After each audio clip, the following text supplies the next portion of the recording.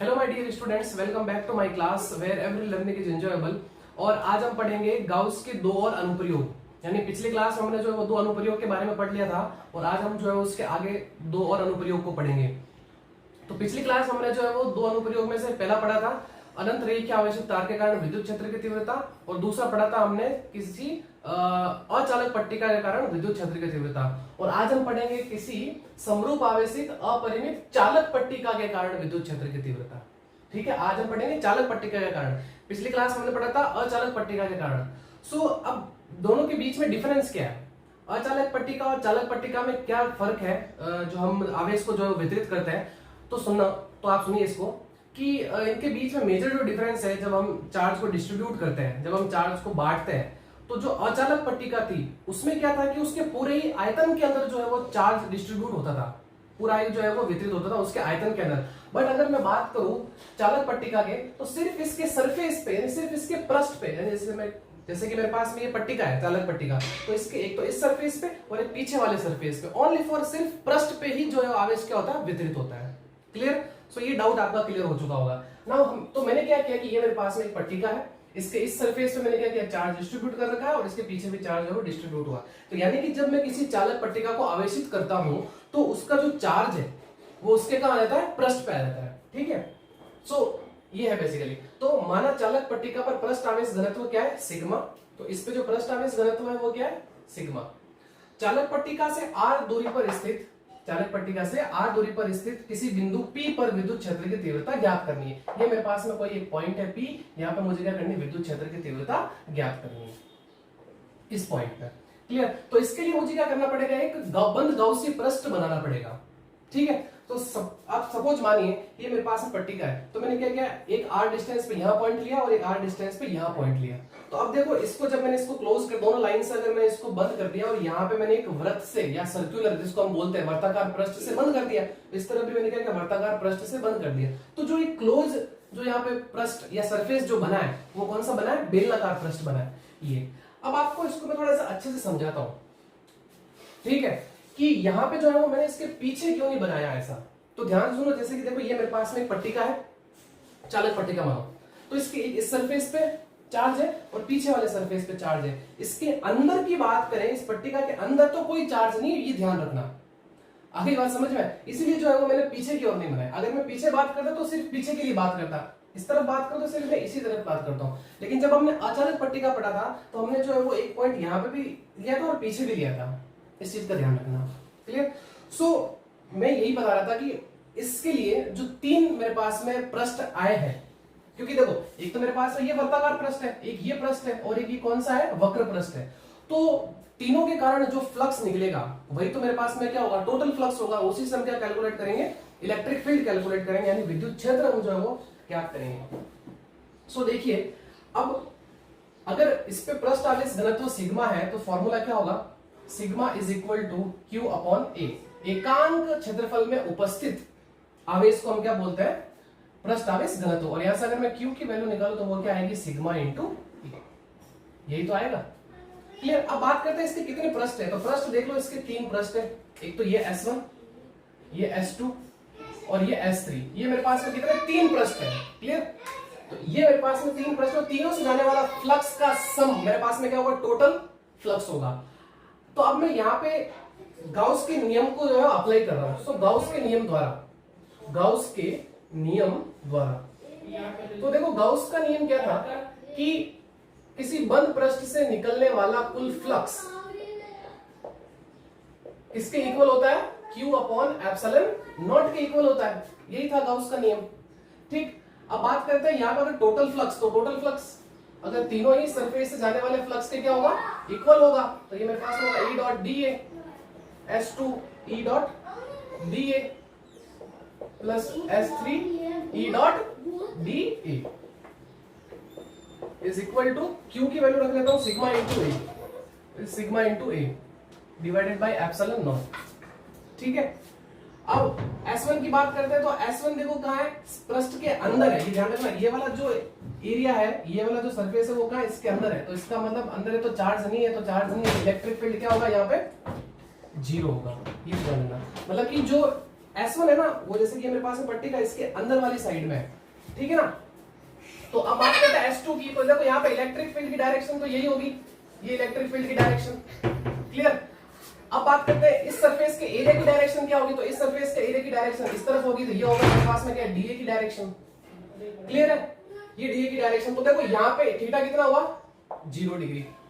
इस सरफेस की बात करते हैं तो इसका जो एरिया की डायरेक्शन होगी वो होगी इसके परपेंडिकुलर, यानी लंबवत बाहर की ओर, तो ये डीए की डायरेक्शन। और इलेक्ट्रिक फील्ड इधर है, ये इलेक्ट्रिक फील्ड, तो इसके बीच में एंगल कितना होगा, 90 डिग्री, क्लियर है यहां तक। सो अब इसको, तो ये तो वैल्यू क्या होगी मेरे पास में 0, इसको मैं लिखूंगा E D A cos 0 plus E D A cos 90 is equal to sigma A upon epsilon naught, यही तो होगा, क्लियर है। अब देखो cos 0 की वैल्यू 1 होती है और cos 90 की वैल्यू 0 होती है, तो ये तो वैल्यू होगी मेरे पास पूरी 0। e को बाहर ले लेता हूं, e कांस्टेंट है, इंटीग्रेशन होगा किसका, dA का, और वो भी कौन है, सरफेस 2 का, ठीक है। तो ये हो जाएगा मेरे पास में सिग्मा ए एप्सिलॉन नॉट। तो देखो dA का इंटीग्रेशन क्या होगा, a, और ये sigma A upon epsilon nought. So देखो ये a से a कैंसिल आउट हो जाएगा और e की वैल्यू जो निकल के आएगी वो आएगी मेरे पास में सिग्मा अपॉन एप्सिलॉन नॉट। ये है आपके पास में विद्युत क्षेत्र का फॉर्मूला, किसके कारण, चालक पट्टिका के कारण, क्लियर। अब काफी अच्छा रिजल्ट है। अब मैं बताता हूं आपको, जो हमने पिछली क्लास में पढ़ा था अचालक परत के कारण, तो वहां पे फॉर्मूला क्या निकल के आया था, E is equal to sigma upon 2 epsilon naught, यही तो आएगा। तो देखो कितना याद, मतलब इनको याद रखना कितना इजी है। अचालक के कारण सिग्मा अपॉन 2 एप्सिलॉन नॉट, चालक के कारण sigma by epsilon not, clear है। तो कंफ्यूज मत होना, ठीक है। ये हम डायरेक्ट फॉर्मूला यूज करेंगे, डायरेक्ट याद रखेंगे इसको कब, जब हम न्यूमेरिकल सॉल्व करेंगे। तो न्यूमेरिकल के लिए थोड़ी पूरी डेरिवेशन करेंगे, तो याद रखना sigma by epsilon not, clear. अब बात करते हैं कि क्या ये विद्युत क्षेत्र दूरी पर निर्भर कर रहा है। तो यहाँ पर अपन ग्राफ भी बना लेते हैं, E और R के बीच में ग्राफ बना लेते हैं, इस तरफ R ले लेते हैं, इस तरफ E ले लेते हैं। तो पहली बात तो देखो R तो है नहीं फॉर्मूले में, तो R की वैल्यू कुछ भी होगी तो इलेक्ट्रिक फील्ड सभी जगह क्या होगा, सेम ही होगा। चाहे मैं यहाँ पॉइंट लूं, यहाँ लूं, यहाँ लूं, इसके पास में लूं, तो कोई दिक्कत नहीं है, सभी पे क्या आएगा, कांस्टेंट आएगा, हर जगह इलेक्ट्रिक फील्ड सेम होगा, क्लियर है यहां तक। सो ये था मेरे पास में E और R के बीच में ग्राफ, ठीक, मतलब विद्युत क्षेत्र का विद्युत क्षेत्र का दूरी के साथ में ग्राफ, क्लियर। अब एक एग्जांपल करते हैं। एक अपरिमित चालक पट्टिका पर पृष्ठ आवेश घनत्व 4 माइक्रोकूलम पर मीटर स्क्वायर। तो पृष्ठ आवेश घनत्व 4 माइक्रोकूलम, तो माइक्रोकूलम को चेंज कर देता हूं कूलम में, तो ये हो जाएगा 10 की power -6 coulomb per metre square. पट्टिका के निकट एक आवेश रखा गया है, तो आवेश यानी Q की वैल्यू, अब साइन मत लेना आप, ठीक है, चिन्ह मत लेना, हम क्या करेंगे इसका सिर्फ और सिर्फ परिमाण लेंगे। सो 2 माइक्रोकूलम, सो 2 इंटू 10 की पावर -6 कूलम। अब आवेश पर लगने वाला विद्युत बल का मान क्या होगा, आपको F की वैल्यू बतानी है। आपको क्या पूछ लिया, बल पूछ लिया, किसके कारण, इस चालक पट्टिका के कारण, इस जो आवेश रखा है आवेश, इस पर कितना बल लग रहा होगा। तो आपको पता है कि जब अगर कोई आवेश किसी विद्युत क्षेत्र में आता है तो उस पर क्या लगता है, एक बल लगता है, और बल का फॉर्मूला ये है F is equal to QE। बोलो यहां तक समझ में आया, यही तो है QE, ठीक। ये हमने फर्स्ट चैप्टर में निकाला था, विद्युत क्षेत्र की तीव्रता का formula E is equal to F upon Q। तो Q को उधर शिफ्ट करोगे तो फोर्स आ जाएगा, F is equal to QE। अब यहाँ पे E की वैल्यू क्या होगी, तो E की वैल्यू यही तो होगी सिग्मा बाई एप्सिलॉन नॉट। क्यों, क्योंकि आपको क्या दे रखा है यहाँ पे, चालक पट्टिका, अपरिमित चालक पट्टिका। तो इसका मतलब यहाँ पे जो E की वैल्यू लिखेंगे वो क्या लिखेंगे, यही तो लिखेंगे। तो ये हो जाएगा मेरे पास में F is equal to Q sigma upon epsilon naught. अब वैल्यू रख लेते हैं सभी, तो Q की वैल्यू रख लेते हैं 2 इंटू 10 की पावर -6, सिग्मा की वैल्यू रख लेते हैं 4 इंटू 10 की पावर -6 डिवाइडेड बाई 8.85 इंटू 10 की पावर -12। तो ये मेरे पास में एप्सिलॉन नॉट की वैल्यू। तो देखो ये 10 की पावर -6, 10 की पावर -6, तो ये हो जाएगा 10 की पावर 12। तो ये 10 की पावर 12 से ये 10 की पावर 12 कट जाएगा। 4 को 2 से मल्टीप्लाई करेंगे तो ये आएगा मेरे पास में 8 अपॉन 8.85। तो जब इसको आप सॉल्व करोगे तो F की वैल्यू आएगी 0.903 न्यूटन। तो आई होप आपको ये एग्जांपल अच्छे से समझ में आ गया होगा, और ये डेरिवेशन भी जो है वो आपको अच्छे से समझ में आ गया। फिर भी आपको दिक्कत हो तो मुझे कमेंट करके जरूर बताना। तो फटाफट इसका स्क्रीनशॉट लीजिए, फिर हम जो है वो नेक्स्ट डेरिवेशन को करते हैं। तो चलिए स्टूडेंट्स, अब हम गाउस का फोर्थ अनुप्रयोग जो है मेरे पास में, या फोर्थ एप्लीकेशन जो है वो ये है कि समरूप आवेशित गोलीय कोष के कारण विद्युत क्षेत्र की तीव्रता क्या होती है। तो मैंने क्या किया, ये मैंने एक गोलीय कोष ले लिया, ठीक है, इसको मैंने क्या किया है, आवेशित कर दिया है, ठीक। तो देखो माना r त्रिज्या के गोलीय पृष्ठ पर q आवेश एक समान रूप से वितरित है, तो इस पे ये चार्ज क्या है, ये q एक समान रूप से वितरित है। अब इस गोले के केंद्र O से r दूरी पर स्थित बिंदु P पर विद्युत क्षेत्र की तीव्रता ज्ञात करनी है। तो अब ये बिंदु जो है वो, इसके लिए जो तीन पोजीशन हो सकती है, या तो ये बिंदु इस गोले के बाहर हो सकता है, या ये बिंदु इस गोले के पृष्ठ पर हो सकता है, या ये बिंदु गोले के अंदर हो सकता है। तो इसका मतलब तीन पॉसिबल जो है कंडीशन बनती है, और हमें तीनों के लिए क्या करना पड़ेगा, विद्युत क्षेत्र का फॉर्मूला निकालना पड़ेगा।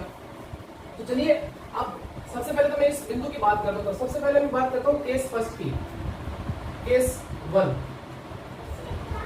जब बिंदु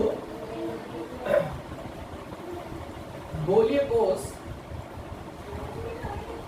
के बाहर स्थित हो,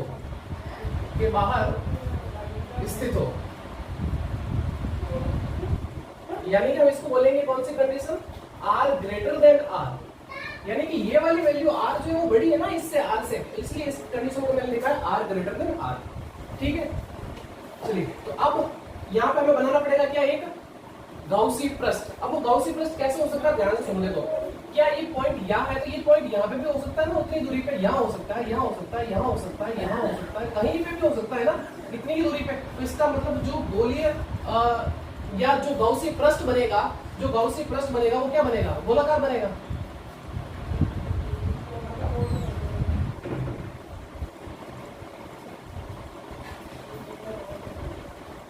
आगे बात समझ में। तो गाउसी पृष्ठ कौन सा बना, गोलाकार ही तो बना, बिकॉज क्योंकि ये जितनी दूरी पे यहाँ पॉइंट है उतने ही पॉइंट यहाँ पे भी तो हो सकता है ना।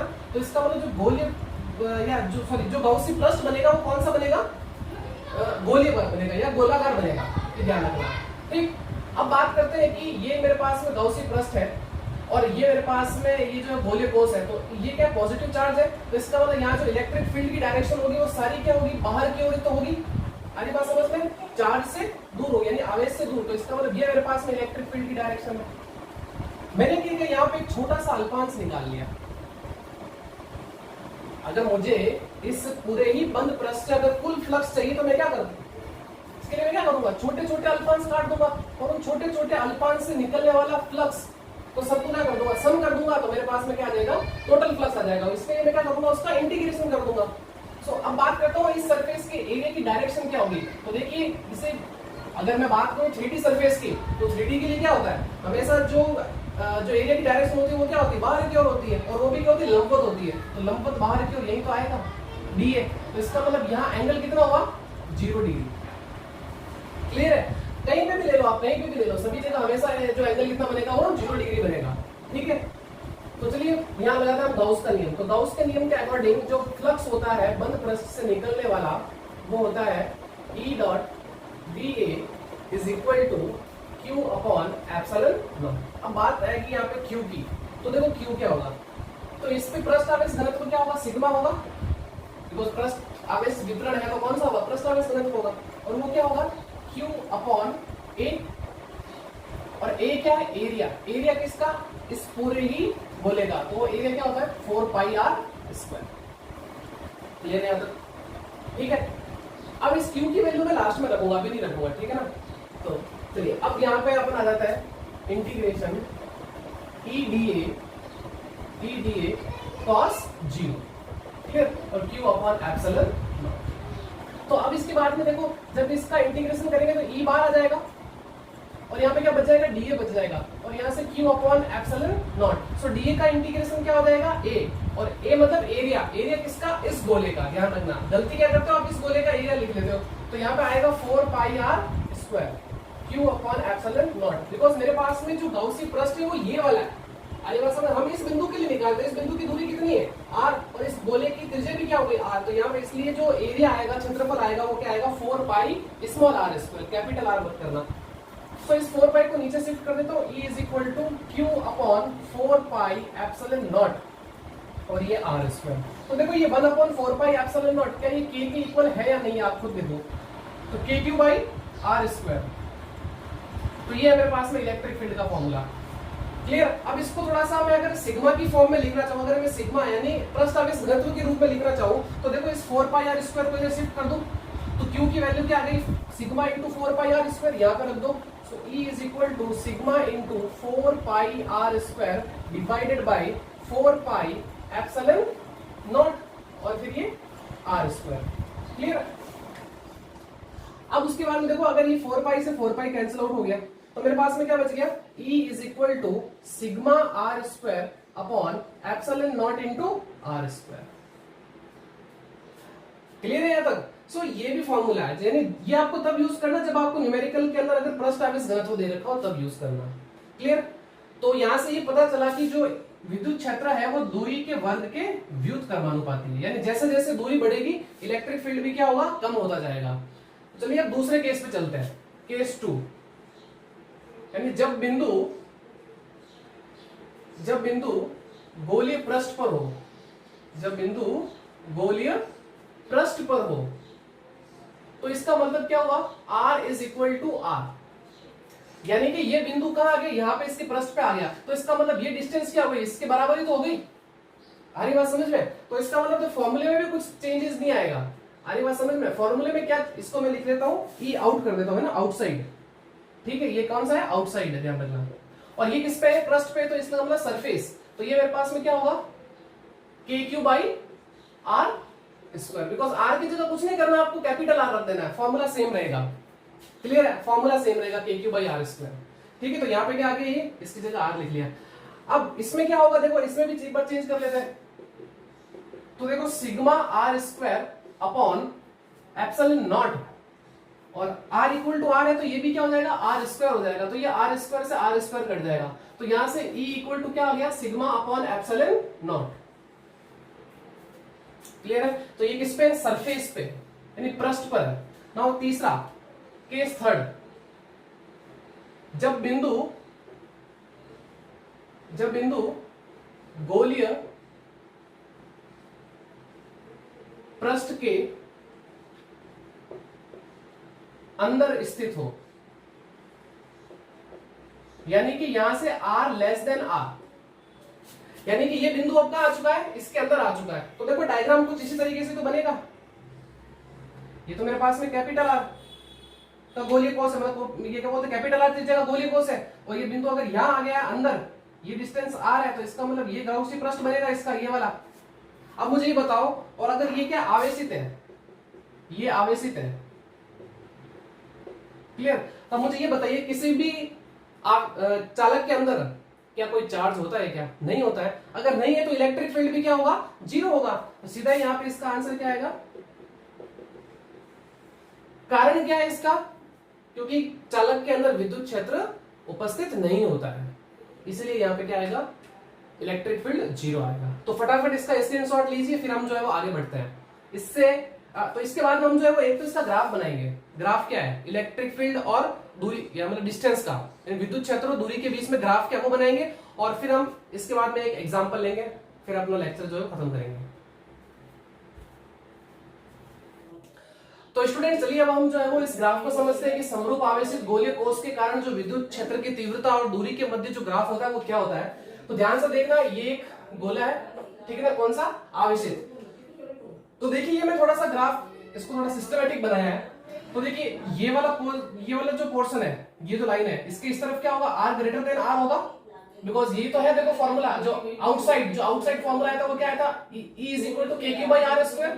r इक्वल टू r मतलब कहां पे, बिल्कुल यहीं पे सरफेस पे, ये वाला। अगर मैं इस डिस्टेंस की बात करूंगा तो r इक्वल टू r की बात करूंगा, तो ये फॉर्मूला मेरे पास में क्या है, के क्यू बाई आर स्क्वायर। और इनसाइड बात के पॉइंट अगर आ जाएगा तो क्या आ जाएगा, मेरे पास में इलेक्ट्रिक फील्ड जीरो होगा। तो देखिए यहां से क्या पता चला कि जो विद्युत क्षेत्र की तीव्रता है वो क्या, व्युत्क्रमानुपाती है। यहां से b जो है वो दूरी के व्युत्क्रमानुपाती है, और यहाँ क्या है, बिल्कुल ही जीरो है। तो देखिए अंदर तो कुछ भी नहीं है ना, बिल्कुल जीरो, बट यहाँ पे इसके पृष्ठ पर क्या होगा, सबसे मैक्सिमम होगा। जैसे जैसे दूर जाओगे इलेक्ट्रिक फील्ड क्या होगा, कम होता जाएगा। तो देखो ये कुछ इस तरीके से ग्राफ बनेगा। तो यहाँ पे आएगा मेरे पास में E is proportional to 1/r square. इस तरीके से सेम ऐसा इधर भी होगा, ये ऐसा कैसे, अरे बस। तो ये ग्राफ है इसका, और कुछ नहीं। और यहाँ तक तो क्या रहेगा, बिल्कुल कांस्टेंट रहेगा, ये एक जैसा रहेगा। क्लियर, आगे बात समझ में, आगे बढ़ते हैं। तो देखो एक एग्जांपल दे रखा है, एक 10 सेंटीमीटर त्रिज्या के चालक गोले को 1 माइक्रोकूलम आवेश से आवेशित करने पर विद्युत क्षेत्र की तीव्रता ज्ञात कीजिए, जबकि अब आपको जो है वो 4 क्वेश्चन दे रखे हैं इसके अंदर। क्लियर?